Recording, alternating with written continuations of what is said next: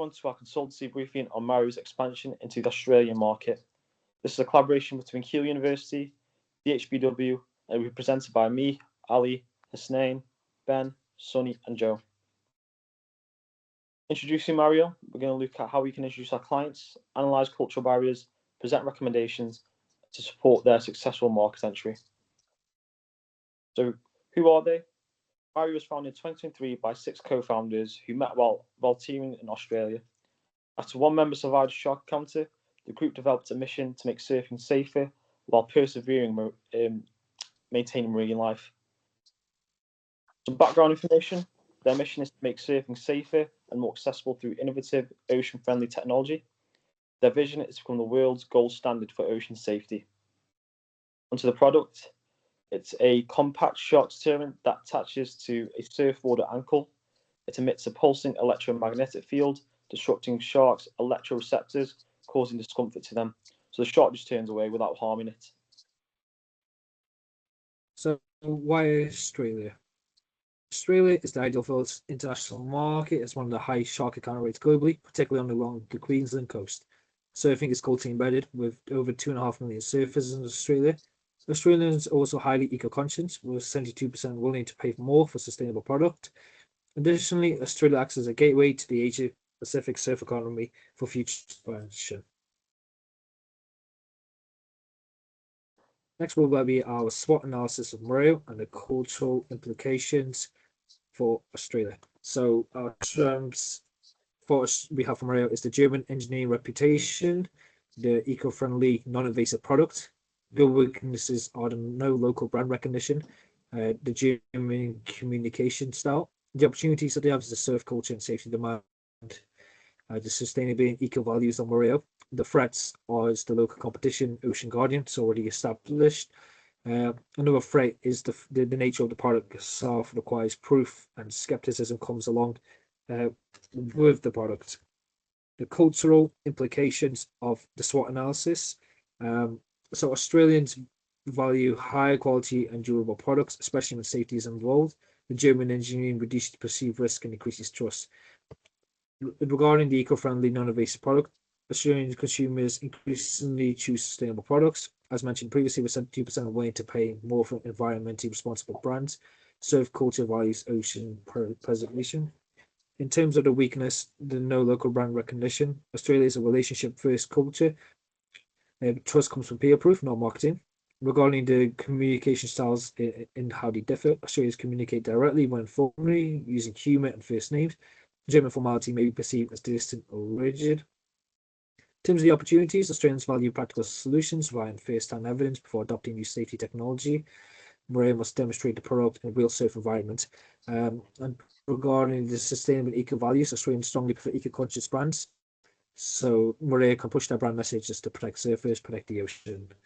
In terms of the threats and the local competition, Australians do prefer locally tested tech, not imported claims. Mareo must differentiate. And in regardless of the adoption culture with the skepticism of the product itself, Australians trust evidence, community validation, and live demonstrations more than corporate messaging. Moving on to comparing the two cultures. Okay, so both countries score low on power distance, meaning people expect equality and approachable leaders. Therefore, marketing should avoid hierarchical imagery and instead highlight collaboration and authenticity. Both cultures are strongly individualistic, so messages centered on personal achievement and self-expression are effective. For Australia, this aligns with outdoor lifestyles, so freedom and enjoyment resonate strongly. Their masculinity scores show a shared focus on achievement and performance, but still balanced with quality of life. This suggests campaigns combining ambition with enjoyment or lifestyle benefits work well in both markets. Germany's higher uncertainty avoidance indicates a stronger preference for structure and reliability. German consumers respond better to evidence, testing, and product assurance, while Australians are more open to novelty and innovation. The most significant difference is indulgence. Australia is far more leisure oriented than Germany. This means Australian marketing can emphasize fun and lifestyle freedom, whereas in Germany, a more practical and efficient tone is more effective.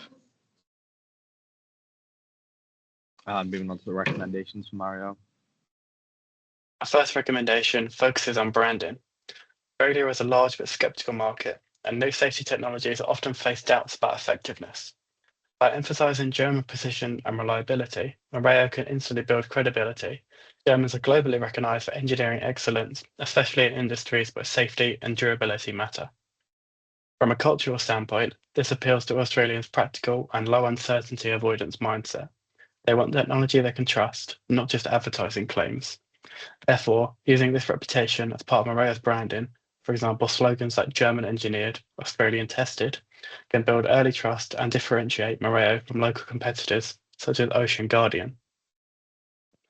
Second recommendation focuses on building trust through community connection. Australia is a relationship orientated culture, means people rely more on personal connections and community reputation than on corporate marketing. Partnering with surf communities at schools and environmental organisations like Surf Life Saving Australia or local NGOs allow Mareo to gain social legitimacy. Environmentally, this also aligns with Australian values. Most Australians are highly eco-conscious and support non-lethal, sustainable innovations.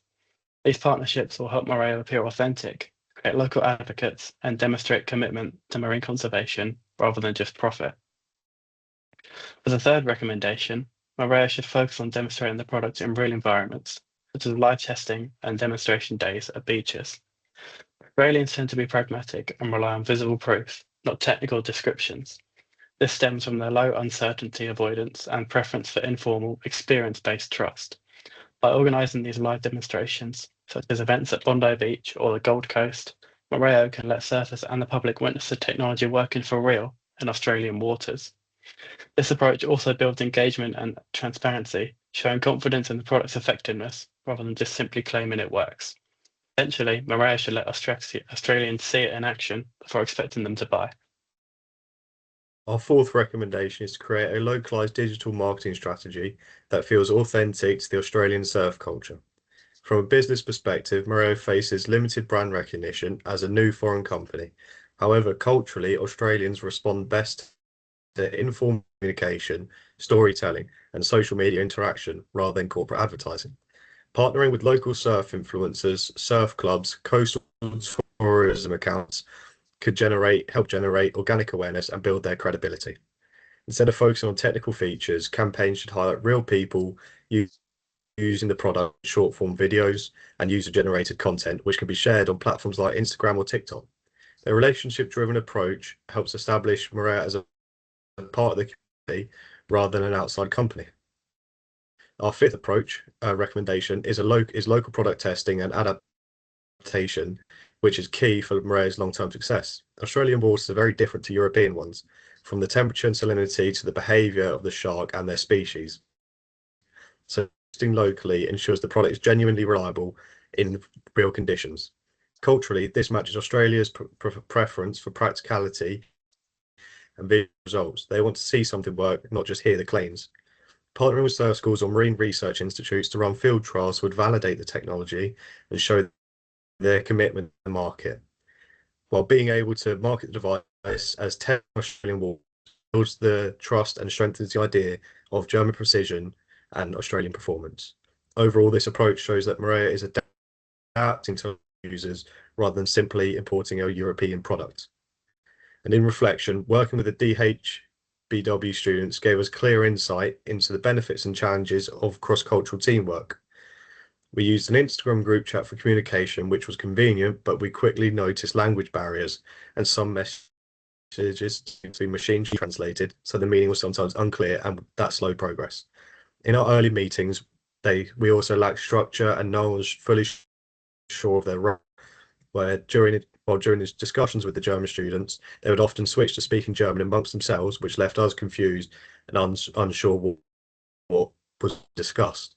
In the UK, this could be felt as impolite, but we recognised it as a cultural difference in the communication. On the positive side, we developed a stronger awareness of German working styles, such as their detailed thinking and internal discussion before taking action. Going forward, clearer communication guidelines and agreed language and structured agendas would make the collaboration smoother. Overall, the experience strengthened our cultural understanding and adaptability between the students. the next slide, you'll find the reference list. Thank you for watching.